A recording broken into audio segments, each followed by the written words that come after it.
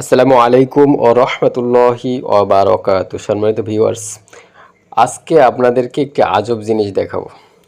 ছাদের উপরে বিকেলবেলা যখন ঘুরতে যাই তখন শুনতে পাই যে ছাদের নিচে একটি গাছে কাকের ডিম পাড়ছে। তো আমি কখনো কাকের ডিম দেখি নাই।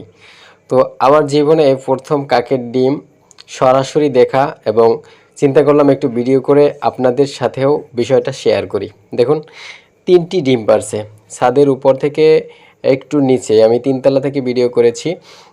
দোতলা বরাবর এই ডিমটা পেরেছে আম গাছের মাঝ বরাবর একটি ডালে বাসা বেঁধে সেখানে ডিম পারছে।